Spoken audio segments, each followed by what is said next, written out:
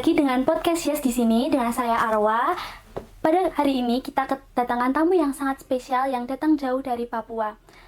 Perkenalkan Bapak, nama saya Arwa. Dengan Bapak siapa saya berbicara? Saya Petrus Elmas, perwakilan dari seksi tenaga kependidikan, bidang pendidikan khusus dan akademi komunitas, Dinas Pendidikan dan Kebudayaan Provinsi Papua Selatan. Baik Bapak, selamat pagi. Terima kasih sudah meluangkan waktunya untuk saya wawancara.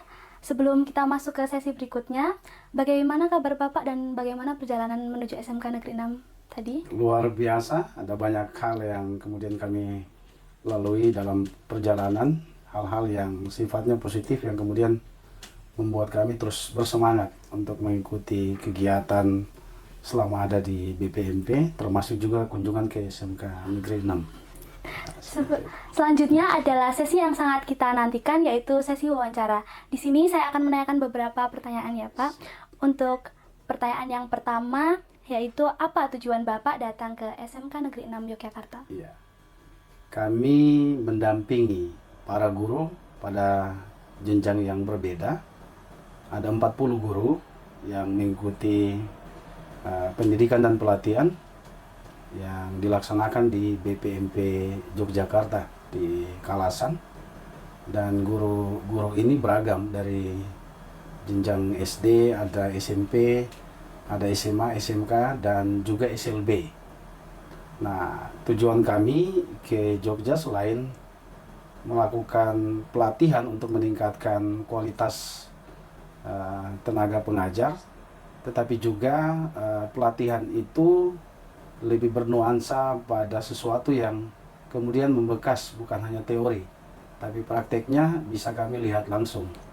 Maka ada 2 sekolah yang sudah kami kunjungi. Yang pertama SD Negeri 1 Pujo Kusuman, baru selesai, lalu kemudian pilihan yang kedua adalah SMK Negeri 6.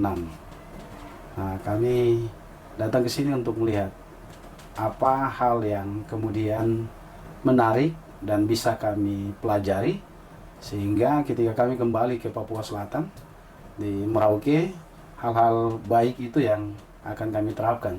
Minimal dalam proses pelatihan dan kunjungan sebagai studi banding ini ada sesuatu yang baik yang bisa kami terapkan, kami pelajari, kami kembangkan di Merauke. Saya kira seperti itu.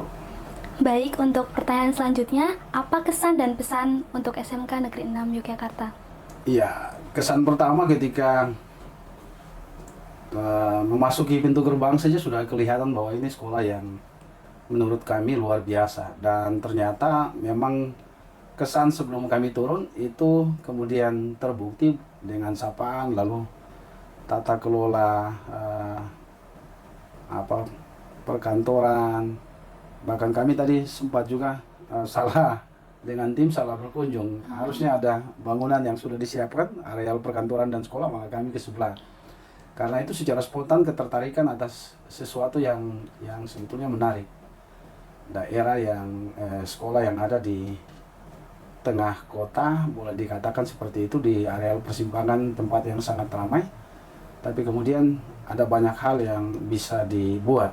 Tadi kalau kami berkunjung mulai dari areal perkantoran sampai ke ruang guru dan bahkan sampai ke tempat ini, memang ini sekolah yang menurut kami sekolah yang luar biasa, dengan jumlah siswa yang tadi disampaikan oleh guru yang mendampingi kegiatan ini tadi lebih dari 1.000. Ini sesuatu yang menurut kami menarik, sebab kalau di kota-kota besar seperti Jogja, untuk mengelola siswa peserta didik dengan jumlah yang besar begitu, memang seharusnya kita membutuhkan areal atau tempat yang katakanlah representatif.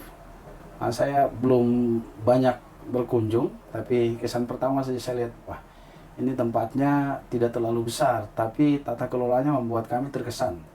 Jadi kemampuan untuk menata lingkungan dengan areal yang terbatas, tapi kemudian bisa melakukan proses pembelajaran dengan berbagai jurusan, itu sesuatu yang bagi kami menarik. Bahkan ruang-ruang praktik yang digunakan oleh siswa untuk melakukan aktivitas praktikum tadi sempat kami juga kunjungi. Saya kira seperti itu. Baik, selanjutnya pertanyaannya, pengembangan yang akan Bapak lakukan di provinsi Bapak setelah Nah, untuk Papua Selatan, kita ada dalam sebuah proses balik. Sebab untuk seluruh Indonesia, tata kelola SMA SMK itu di bawah Dinas Pendidikan Provinsi. Hanya Provinsi Papua sampai saat ini tata kelola SMA SMK itu masih di bawah Dinas Kabupaten. Nah, kami berupaya untuk melakukan sebuah proses peralihan dan sekarang masih dalam tahapan itu. Yang bagi kami menarik bahwa kami tidak menunggu proses itu sampai tuntas.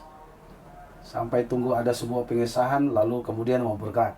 Minimal kami bergerak duluan sambil menunggu legitimasi tentang tata kelola itu. Kalau kemudian sudah kembali ke provinsi, maka kami sudah punya catatan-catatan hal-hal apa saja. Misalnya di sana ada SMK Negeri 1. Nah, itu ada jurusan pariwisatanya.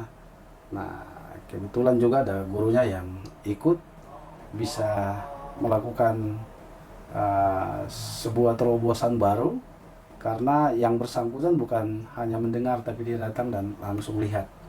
Nah, itu sangat diharapkan menjadi catatan kritis, catatan refleksi, agar ketika kembali ke Merauke, saya lebih cenderung gunakan apa yang baik yang kami terima itu dengan hal-hal baik. Nah, hal-hal baik itu yang nanti dikembangkan di sana. Ada banyak, tidak bisa secara praktis saya sebutkan satu persatu. Dari awal di depan halaman sekolah sudah banyak hal positif menurut saya. Kira begitu. Baiklah, untuk yang terakhir nih Pak, Siap. apa harapan Bapak untuk SMK Negeri 6 Yogyakarta?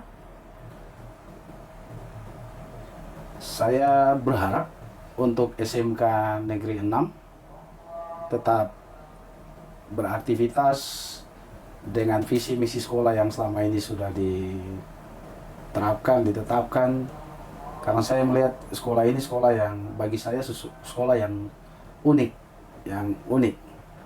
mencoba mengelola siswa yang ada dalam jumlah yang besar dengan keterbatasan tempat, tapi itu tidak menjadi kendala. Tetap semangat baik tenaga pengajar yang dinahkodai oleh seorang kepala sekolah sampai pada peserta didik, karena Jogja itu akan menjadi kota istimewa dan terus menjadi istimewa ketika alumni yang selesai dari sini bisa membuat sesuatu yang bisa mempertahankan identitas kota Yogyakarta dan secara umum Provinsi Daerah Istimewa Yogyakarta. Saya kira seperti itu. Baik Bapak, terima kasih karena sudah meluangkan waktunya untuk datang ke podcast Yes. Apabila ada pertanyaan atau perkataan yang tidak berkenan, kami mohon maaf. Terima kasih Bapak. Terima kasih kembali atas kesempatannya, luar biasa. Terima kasih Bapak, sama-sama. Baiklah teman-teman, karena kita sudah berada di penghujung podcast, maka podcast hari ini kita akhiri. Semoga apa yang kita sajikan dapat bermanfaat bagi teman-teman semua dan menambah wawasan kita semuanya. Sampai jumpa di podcast ya selanjutnya.